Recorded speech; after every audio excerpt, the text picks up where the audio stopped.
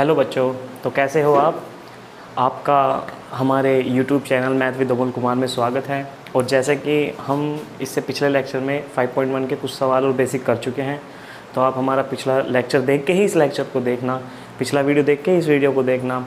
और जैसा कि हम उसमें समांतर श्रेणी का बेसिक करा चुके हैं, अनुक्रम क्या होता है, समांतर श्रेणी क्या होती है, समांतर श्रेणी का nवां पद कैसे निकाला जाता है, समांतर श्रेणी का प्रथम पद, द्वितीय पद, तृतीय पद कैसे निकाला जाता है, ये हम सब लास्ट लेक्चर में बता चुके हैं। और साथ ही साथ हमारे चैनल को सब्सक्राइब कीजिए, शेयर कीजिए, लाइक कीजिए, जिससे हमें भी मोटिवेशन मिले और हम और लगन और मेहनत के साथ आपके साथ जुड़ें।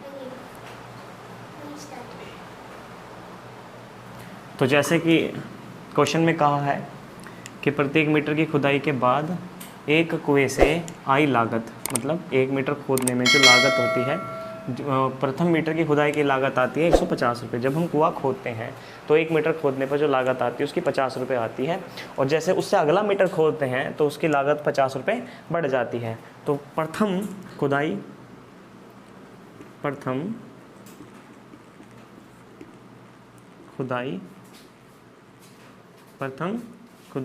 खुदाई की 1 मीटर की लागत, 1 मीटर की लागत, तो ये जो लागत आई है 1 मीटर की, वो आई है आपकी 150 रुपये।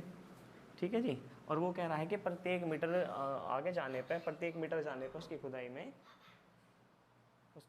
50 रुपये की वृद्धि हो जाती है। तो अब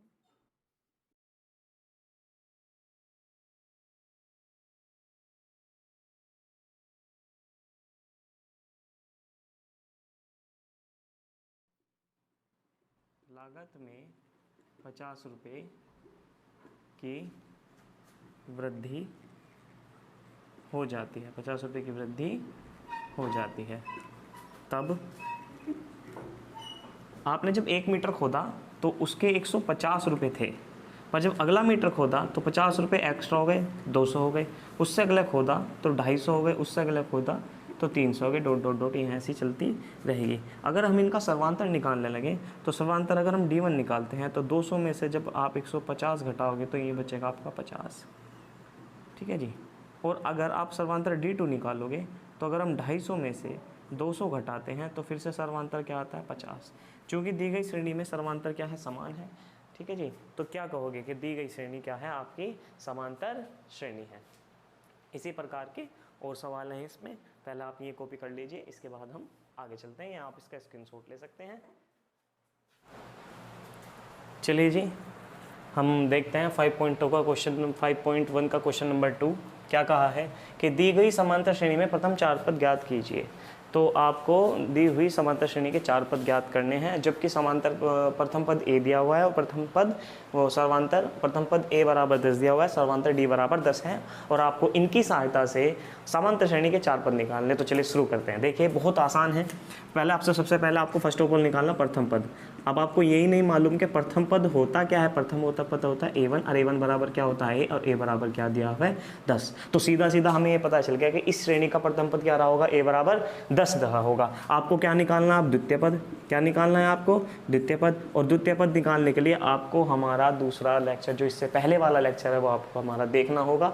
उसमें हमने बड़े अच्छे तरीके से समझाया हुआ है कि किसी भी श्रेणी का पहला और दूसरा पद कैसे ज्ञात किया जा सकता है। तो चलिए हम देखते हैं, फिर भी यहाँ पे भी देखते हैं। A बराबर आपको दूसरा पद निकालना है, तो A प्लस D होगा, A प्लस D होगा। अब यहाँ सीधा सीधा आपको मालूम है कि A कितना है, A है आपका 10, D है आपका 10, और 10 और 10 कितने होते हैं, 20। तो यहाँ पे हमारे पास क्या निकल कर आ गया, 20। अब हमारे पास ये कौन सा पद निकल कर आया, ये हमारे पास आया दूसरा पद निकल के। हमारे पास पहला पद क्या आया था, हमारे पास जो पहला पद आया था वो A बराबर 10 आया था। तो इसी प्रकार हम क्या करेंगे, हम तृतीय पद निकालने की कोशिश करेंगे। तो बताते हैं तृतीय पद क्या होता है। तृतीय पद कैसे निकालोगे आप लोग, तृतीय पद क्या निकालना आपको, A3 कैसे निकलेगा, A प्लस 2D।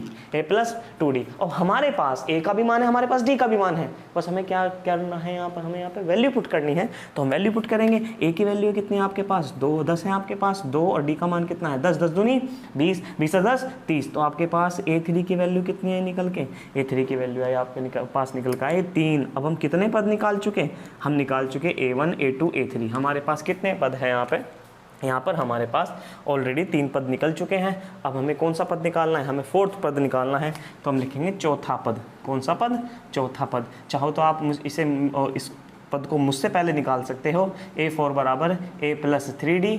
अब आप यहाँ पे किसका मान रखोगे, a का मान कितना है आपके पास 10, 3 और d का मान कितना है 10, तो a4 इजिकल टू क्या आ गया 10 और 3 धाम क्या हो गए 30। a4 बराबर क्या निकल कर आया 40, a4 निकल के आया आपका 40। तो अब आपके पास क्या निकल कर आया, आपके पास 4 पद निकल कर आए और वे 4 पद कौन कौन से हैं, a1 बराबर 10, a2 बराबर 20, a3 बराबर 30 और a4 बराबर 40। साथ ही साथ आपको ये भी देखना है कि इन सभी का सर्वांतर क्या होना चाहिए, समान होना चाहिए। 10 10 इन दोनों का सर्वांतर 10, इन दोनों का सर्वांतर 10 और इन दोनों का सर्वांतर 10। इस प्रकार हम किसी भी श्रेणी के, अगर हमारे पास ए और डी है तो हम किसी भी श्रेणी के हम चारों पद निकाल सकते हैं। और इसी प्रकार हम इसके दूसरे पार्ट को करेंगे। तो देखिए, बने रहिए और हमारी वीडियो को स्किप मत कीजिए, लास्ट तक देखिए, आपको बहुत कुछ सीखने को मिलेगा।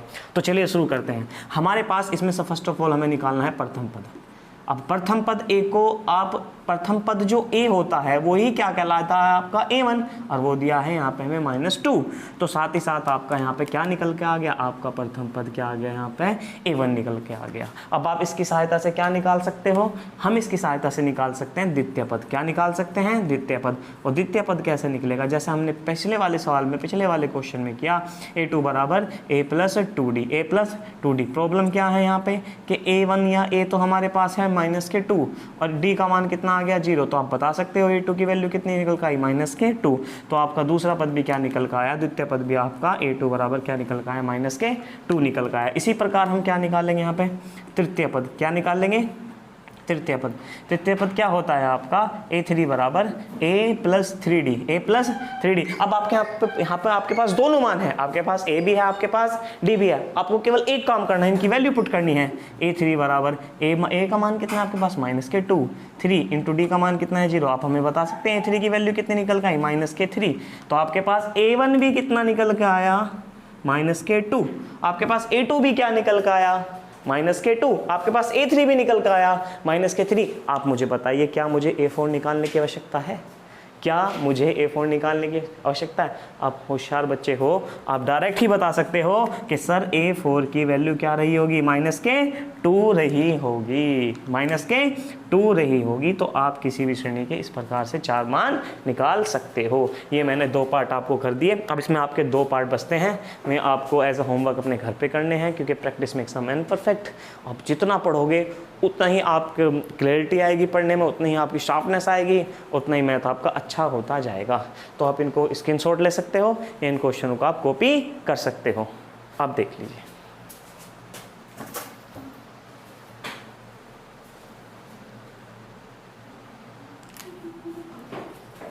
हो गया, तो चलिए शुरू करते हैं। फर्स्ट और सेकंड हमने अभी किए और अब जो हम करेंगे, अब इसका हम 3rd और 4th पार्ट करेंगे। तो देख लीजिए, ये भी उसी प्रकार से होने हैं, पर कोशिश कीजिए कि आप मुझसे पहले क्वेश्चन कर लें। तो चलिए शुरू करते हैं। हमारे पास क्या है, a बराबर 4 है।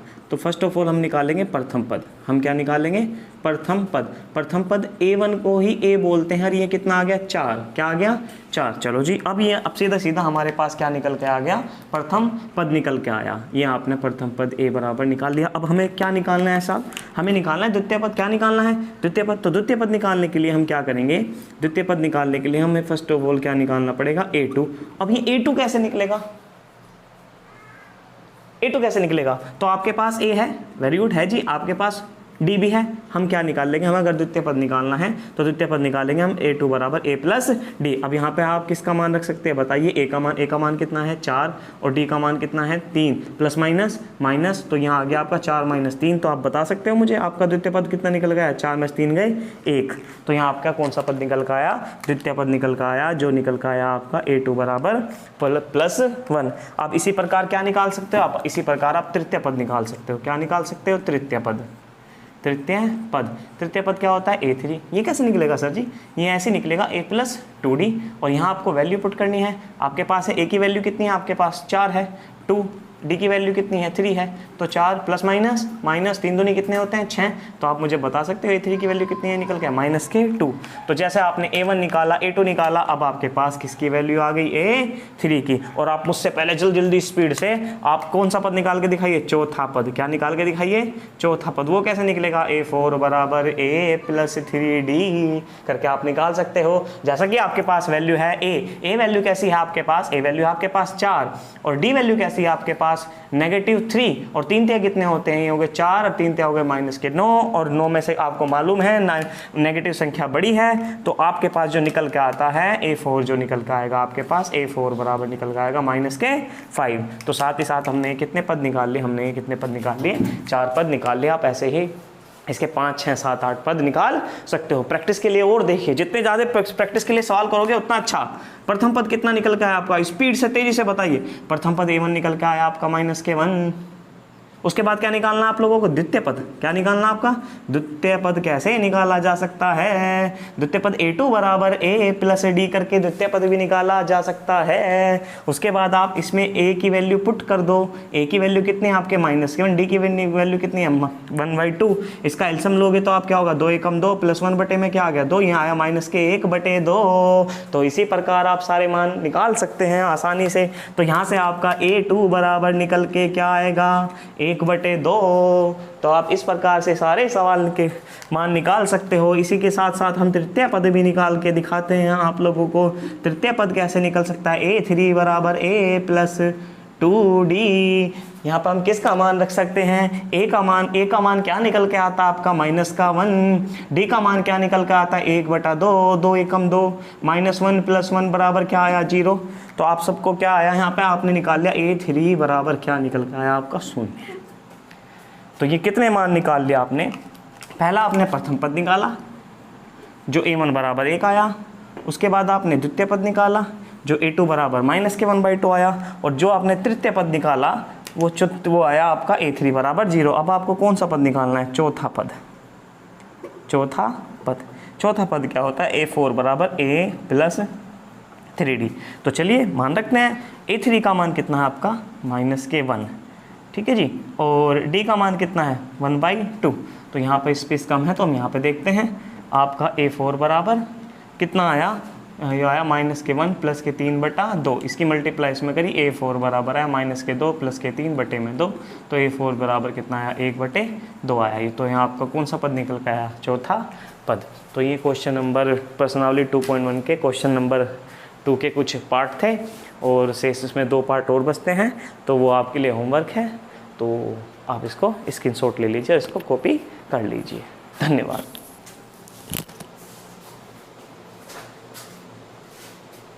हो गया शुरू, ठीक है, हो गया। तो चलिए बच्चों चलते हैं। इसका 2.1 का एक क्वेश्चन और बचा है, क्योंकि इसमें पॉइंट आ रहे हैं और 10th क्लास में बच्चों को पॉइंट और नेगेटिव में जोड़ने घटाने में बड़ी प्रॉब्लम आती है, तो इसलिए हम इन चीज़ों को दिमाग में रखते हुए ये पार्ट भी करा देते हैं। तो चलिए, आपको क्या निकालना है, प्रथम पद। तो आप सब जानते हो प्रथम पद निकालना बड़ा आसान है। A1 बराबर किसके होता है, A के, जो आपका दिया है 1.25 -1.25। तो आपको क्या मिल गया, आपका प्रथम पद मिल गया, यहाँ आपका प्रथम पद मिल गया। अब आप किसकी सहायता से क्या निकाल सकते हो, आप द्वितीय पद निकाल सकते हो। द्वितीय पद इसकी सहायता से भी निकल सकता है, इससे अलग से भी निकल सकता है। द्वितीय पद क्या होता है, A2 जो होता है A प्लस D के बराबर, A प्लस D के बराबर। अब चलिए बताइए आप कैसे निकल सकता है, कमेंट बॉक्स में बताइए लिख के कि A2 बराबर A की वैल्यू कितनी है -1.25 प्लस D की वैल्यू कितनी है -0.25 प्लस माइनस के 1.25 प्लस माइनस होता है, तो यहाँ आ गया 0.25। अब नेगेटिव आपने चिन्ह बाहर ले लिया, जब नेगेटिव आपने बाहर ले लिया तो अंदर 1.25 प्लस के और प्लस के ही 0.25 बचा। अब इसको ऐड करके देखते हैं, 5 और 5 10 की 0 हासिल का 1, 2 और 2 4 और 1 5 पॉइंट ऐसा का ऐसे ही, एक ऐसा का ऐसे ही। तो जब आप इसको जोड़ दोगे, ठीक है जी, तो आपका क्या प्राप्त होगा 1.50। ये आपका कौन सा पद प्राप्त हुआ, आप साथ ही साथ हमें बताइए। ये प्राप्त हुआ आपका A2। आपका A2 क्या निकल के आया, -1.25 निकल के आया। चलिए जी, वेरी गुड, आगे चलते हैं। यहाँ आपका दूसरा पद आ गया, ठीक है जी। अब हम निकालते हैं आपका तृतीय पद। कौन सा पद निकालना आपका, तृतीय पद। तृतीय पद कैसे निकल सकता है आपका, सभी जानते हो, A3 बराबर A plus 2D, A plus 2D। चलो जी, वेरी गुड। A का मान कितना दिया है, A का मान आपको -1.25 दिया है। 2D का मान कितना है आपके पास, -0.25। आगे चलते हैं, -1.25 प्लस माइनस माइनस, अंदर 2 की मल्टीप्लाई, 5 दूनी कितना होता है 10 होता है, 2 दूनी कितना होता है 4 और 1 5 होता है, 0.0 ऐसा का ऐसा ही वही से वही प्रोसीजर हम फॉलो करेंगे, नेगेटिव बाहर लेंगे। 1.25 प्लस 0.50, इन दोनों को आप जब ऐड करोगे तो नेगेटिव 5 यहाँ पर आया आपका, 5 और 2 कितने होते हैं 7, पॉइंट ऐसा का ऐसे, यहाँ आ गया 1, तो ये निकल का आया आपका -1.75 A3 बराबर। तो ये आपको कौन सा पद प्राप्त हुआ, तृतीय पद प्राप्त हुआ। इसकी सहायता से आप क्या निकाल सकते हो, चतुर्थ पद निकाल सकते हो। तो चतुर्थ पद निकालते हैं, चौथा पद। चौथा पद कैसे निकलेगा, हम सभी भली बातें जानते हैं।